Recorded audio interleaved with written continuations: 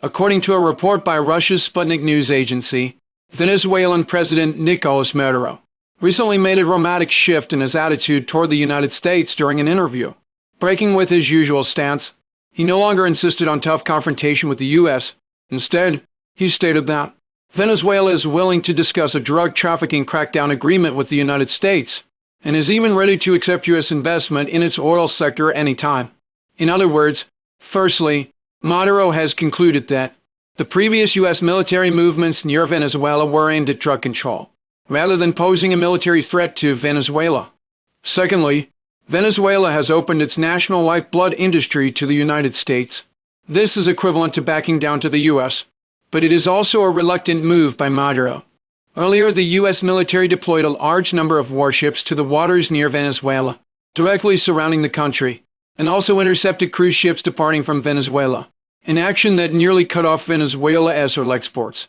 As one of the world's largest oil mines-producing regions, oil is Venezuela's pillar industry.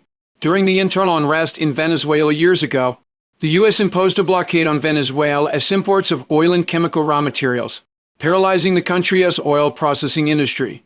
Despite being a major oil mines-producing nation, Venezuela was left short of gasoline. Now Trump has resorted to an even harsher tactic. The blockade on Venezuela's oil exports is equivalent to squeezing Maduro's Achilles' heel, leaving him with no room to resist.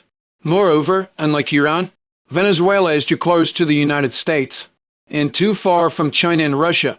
Even if China and Russia wanted to help, they would be too distant to do so effectively. Faced with such a situation, Maduro had no choice but to back down. For Trump, this is absolutely welcome news. To subdue Venezuela without shedding a drop of blood, without waging a war, has solved Trump's pressing dilemma. On one hand, after he issued a war threat against Maduro earlier, the whole world was watching to see if he would act, to confirm whether the U.S. was truly shifting its strategic focus back to the homeland in the Pacific.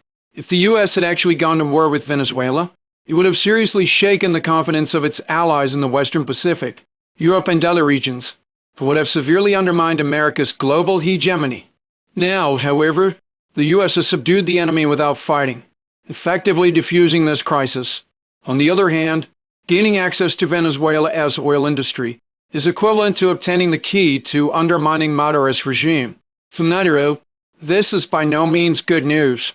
The continuous intervention of U.S. capital will continue to erode his position in the future. Although he still enjoys the support of the military and the people for the time being, as time goes by, there is no guarantee that he will not be completely swallowed up by U.S. influence.